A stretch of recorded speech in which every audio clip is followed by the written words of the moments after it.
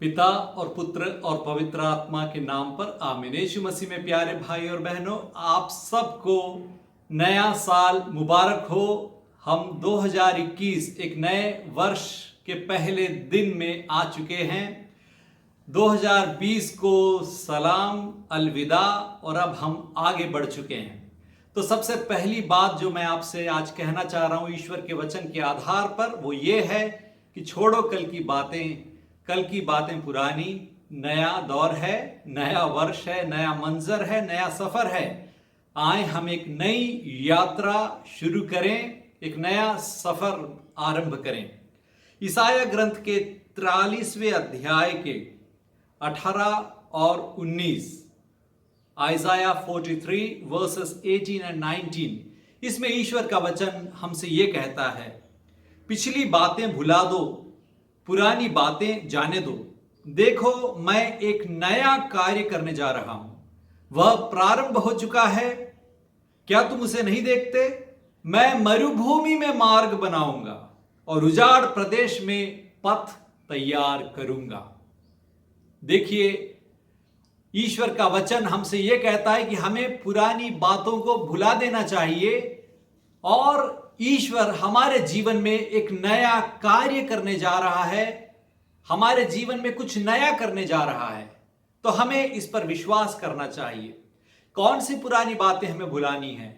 जैसे कि हमने कल देखा, 2020 में बहुत सारी बुरी बातें हुई। उसमें कोविड-19 पैंडेमिक ने हमारी नींदें वास्तव में हराम कर दी, लेकिन हमने ये भी देखा कि उससे हमें बहुत सारी अच्छी बातें भी सीखने को मिली, बहुत सारे सबक भी हमें प्राप्त हुए।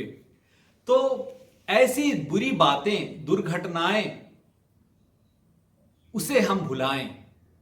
हमारी गलतियां, हमारी भूलें, जिसकी वजह से हम पीछे हो चुके थे, हम भुलाएं। ऐसे लोगों को और ऐसी बातों को हम भुलाएं जिसने हमें फिर पीछे कर दिया है। हम ऐसे लोगों से अपना रिश्ता भुला दें जिनकी वजह से हम पाप के जीवन में आगे बढ़ रहे थे, डूब रहे थे। और हम ऐसी बातों को भी भुला दें जब दूसरों ने हमारे दिल पर बहुत चोट पहुंचाई है, हमारे जीवन में नुकसान पहुंचाया है, हमारे खिलाफ साजिशें रची हैं। इन सब बातों को हम भुला दें। हम भुलाकर एक नई शुरुआत करें, एक नया दिन, एक नया महीना और एक नया साल हम शुरू करें। और फिलिपियों के नाम संत पौलुस के पत्र के 3 अध्याय के 13 से लेकर 15 तक के वाक्य में संत पौलुस हमें यह याद दिलाते हैं। वे कहते हैं, मैं यह नहीं समझता कि वह लक्ष्य अब तक मेरी पकड़ में आया है।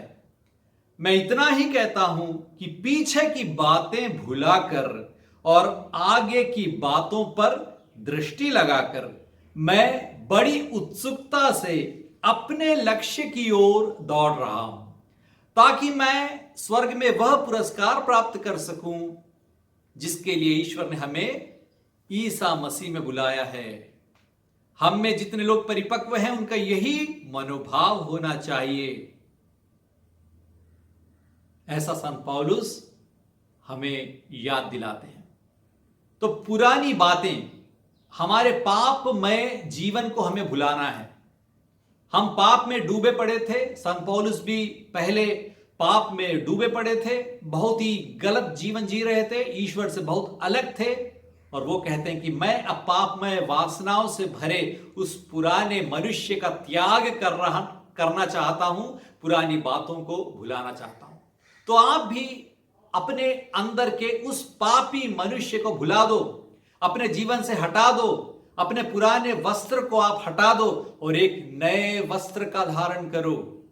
एफेसियों के नाम 4 अध्याय में संत पौलुस हमें यही बात बताते हैं कि नए वस्त्र का धारण करना चाहिए। पुराने मनुष्य को, जो कि पाप की वासनाओं में जीने वाला मनुष्य था, उसे मर जाना चाहिए। अब एक नए इंसान का जन्म होना चाहिए और पुरानी बातों को भुलाकर क्या करना चाहिए? संत पौलुस हमसे कहते हैं कि हमें अपने लक्ष्य की ओर अपनी निगाहें लगाकर रखना है, अपनी निगाहें, अपनी दृष्टि जमा कर रखना है अपने लक्ष्य की ओर। क्या है हमारा लक्ष्य? हमारा लक्ष्य है स्वर्ग। हम ईश्वर के साथ, ईश्वर में, ईश्वर के बनकर हमेशा हमेशा के लिए जीना चाहते हैं। ये हमारा लक्ष्य, और उस लक्ष्य को अपने दिल में, जहन में रखते हुए हम आगे बढ़ते जाएं, ऐसा संत पौलुस हमें याद दिला रहे हैं।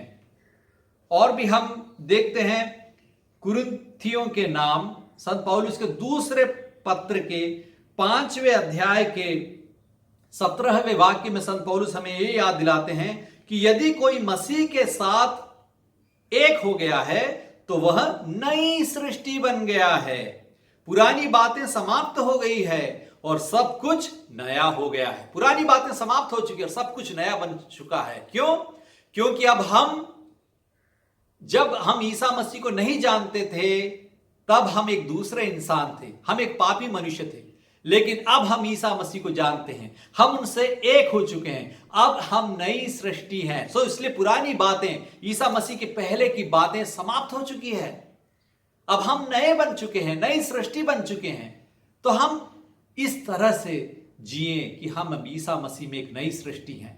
तो नए वर्ष में पहली बात क्या है? हमें पुरानी बातें भुलाना है, अपने पाप के अतीत को भुलाना है, पाप के जीवन को भुलाना है और एक नई शुरुआत करनी है। किससे नई शुरुआत करनी है? ईसा मसीह के साथ नई शुरुआत करनी है, ईसा मसीह से एक बनकर नई शुरुआत करनी है, क्योंकि हम ईसा मसीह में एक नई सृष्टि है। तो यही है नया साल, एक नया मनुष्य, एक नई सृष्टि बनकर हम आगे बढ़े। और स्तोत्र ग्रंथ साम्स 118, स्तोत्र ग्रंथ भजन संहिता के 118वें अध्याय के 24वें वाक्य में हम ये पढ़ते हैं कि आज का दिन यहोवा ने बनाया है, आए हम उस पे आनंदित हो। आज का दिन यहोवा ने बनाया है, हम इसमें आनंदित हो, आनंदित हो। ये एक नया दिन है, नया दौर है, नया मंजर है, नया सफर है। हम आनंदित हो, प्रभु में हम आनंद मनाएं। तो दूसरी बात हमें क्या करनी है?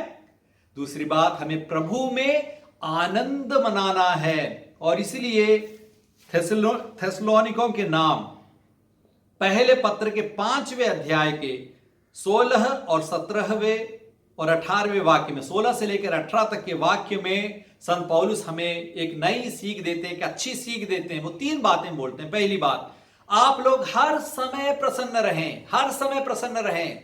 दुख की बात भुला दो। पिछले वर्ष में हमने बहुत दुख मनाया है, हम बहुत परेशान थे, बहुत दुख के मंजर से गुजरे हैं, भुला दो। अब हम शोक में ना जिए, हम प्रसन्न रहें, प्रभु में हम प्रसन्न रहें, आनंदित हो। इसका मतलब यह नहीं कि हमारे जीवन से दुख दर्द दूर हो जाएंगे, बीमारी दूर हो जाएगी, परेशानियां दूर हो जाएगी, कठिनाइयां दूर हो जाएगी, ऐसा अर्थ नहीं है। परेशानियों के बीच में, कठिनाइयों के बीच में, दुख दर्द के बीच में हमें आनंद बनाना है। वो कैसे संभव होगा? जब हम प्रभु में रहेंगे। इसलिए संत पौलुस में दूसरी बात बोलते हैं कि सब बातों के लिए आपको क्या करना? पहले निरंतर प्रार्थना करते रहें और सब बातों के लिए ईश्वर को धन्यवाद दें। किस प्रकार हम प्रसन्न रह सकते हैं? सबसे पहले हमें निरंतर प्रार्थना करनी चाहिए। निरंतर प्रार्थना करने का अर्थ यह नहीं कि प्रार्थना पुस्तक को लेकर हम प्रार्थना रटते रहें, बोलते रहें। जरूर हमें समय समय पर, निर्धारित समय पर प्रार्थना करनी चाहिए, और इसके अलावा हमें कुछ समय प्रभु के सामने निशब्द बनकर, मौन रहकर प्रभु के वचन पर ध्यान करना चाहिए, प्रभु के वचन को पढ़ना चाहिए और यह सोचना चाहिए कि प्रभु का वचन मेरे जीवन में आज के लिए क्या कह रहा है। हमें उस पर मनन करना चाहिए। हमें कुछ समय प्रभु के साथ बिताना चाहिए, प्रभु के साथ रहना, प्रभु की मौजूदगी में रहना और इस विचार से रहना कि प्रभु हमेशा मेरे जीवन में है, हमेशा मुझे देख रहे हैं, वे मेरे जीवन में मौजूद हैं। यह एहसास ही प्रार्थना है कि मैं प्रभु में हूं, प्रभु मुझे देख रहा है, मैं प्रभु के साथ हूं। तो यह एहसास एक प्रार्थना ही है। यही निरंतर प्रार्थना करते रहें। जब हम कोई भी काम करते रहे, हम प्रार्थना में रहेंगे। और तीसरी बात संत पौलुस हमें याद दिलाते हैं कि सब बातों के लिए हमें ईश्वर को धन्यवाद देना, सब बातों के लिए हम ईश्वर को धन्यवाद दें। तो जब हम सब बातों के लिए ईश्वर को धन्यवाद देते हैं, ना केवल अच्छी बातों के लिए ईश्वर को धन्यवाद देते हैं, पुराने साल की हम अच्छी बातों को याद रखें, अच्छी बातों के लिए ईश्वर को धन्यवाद दें, क्या क्या सीख हमें नहीं मिली है उसके लिए हम ईश्वर को धन्यवाद दें, और इसके अलावा बुरी बातों के लिए भी धन्यवाद दें। ऐसी बातें जिससे कि हमें लगता है कि वो बुरी बातें थी, बीमारी बुरी बात थी, जो हमारे साथ हुआ, धोखाधड़ी हुई, ये सब बुरी बातें थी, लेकिन वो उन बुरी बातों के लिए भी धन्यवाद दें, क्योंकि बुरी बातों से भी अच्छी बातें निकालना प्रभु को मालूम है। प्रभु हमारे राजा है, हमारे स्वामी है, हमारे सर्वशक्तिमान प्रभु हमारे पिता हैं। तो चाहे कितनी भी कठिन परिस्थितियों से हम क्यों ना गुजरे, प्रभु उससे हमें निकालने में सक्षम है। हमें बस प्रभु में आसरा रखना है। तो इसलिए बुरे हालात आए, बुरी बातें आए, बुरे दौर आए तो हमें घबराना नहीं है, हमें प्रभु पर आसरा रखना है। तो प्रभु बुरे दौरों से भी हमें एक अच्छी जगह के लिए, एक अच्छे अनुग्रह के लिए हमें तैयार कर रहे हैं। प्रभु हमारे लिए कुछ नया करने जा रहे हैं, हमें कुछ नया देना चाहते हैं, नई आशीष, नया अनुग्रह देना चाहते हैं। तो ऐसा विश्वास कीजिए और इसलिए ईश्वर को बुरे हालातों के लिए भी धन्यवाद दीजिए, बीमारियों के लिए भी धन्यवाद दीजिए, कठिन परिस्थितियों के लिए भी धन्यवाद दीजिए। दूसरों ने यदि हमारे साथ कुछ बुरा किया उसके लिए भी धन्यवाद दीजिए, ऐसे लोगों के लिए भी धन्यवाद दीजिए। जब हम हर बातों के लिए ईश्वर को धन्यवाद देने लगेंगे तो धीरे धीरे प्रभु के अनुग्रह और आशीष का खजाना हमारे जीवन में खुलता जाएगा, हमें मिलता जाएगा और हम अनुग्रहित होते जाएंगे। तो यीशु मसीह में प्यारे भाई और बहनों, इस नए साल में यही विचार और सोच मैं आप सबको देना चाहता हूं। पहली बात हमने ये देखी कि हमें पुरानी बातों को भुलाना है, हमारे बुरे स्वभाव को भुलाना है, बुरे मनुष्य को भुलाना है, बुरे मनुष्य को पीछे हटाना है, पाप में जीवन को पीछे भूलना है और हमें आगे बढ़ना है। किसमें आगे बढ़ना है? प्रभु में आगे बढ़ना है। प्रभु एक हमें नया साल दे रहे हैं, नया जीवन दे रहे हैं, नया समय दे रहे हैं, नया दौर, नया सफर, नया मंजर में दे रहे हैं। एक नई शुरुआत करने का समय है, प्रभु में नई शुरुआत करें। और दूसरी बात हमें कैसे करना है, क्योंकि ये प्रभु का दिन है, हम इसमें आनंद मनाएं। कैसे हम आनंद मनाएंगे? आनंद मनाने के लिए हमें निरंतर प्रार्थना करनी है। निरंतर प्रार्थना करने का अर्थ क्या है? हमें प्रभु के साथ जीना है, प्रभु की मौजूदगी में जीना है, प्रभु हमारे साथ हैं इस एहसास से जीना है और हमें प्रभु को हर बात के लिए धन्यवाद देना, अच्छी बातों के लिए भी, बुरी बातों के लिए भी धन्यवाद देना है। जब हम ऐसा करेंगे तो हमारा जीवन, हमारा नया साल अनुग्रहित साल होगा। शायद कोविड-19 से भी बड़ी बाधा या बीमारी हमारे इस साल में आ सके, ऐसा ना हो, मैं ये प्रार्थना करता हूं। यदि हो भी जाए तो भी हमें डरना नहीं है, क्योंकि हम प्रभु में एक नई सृष्टि है। इस विचार से हम जिए। आप सबको नए वर्ष की शुभकामनाएं हार्दिक रूप से मैं प्रदान करता हूं। ईश्वर आपका अनुग्रहित करे। Happy new year 2021। God bless you.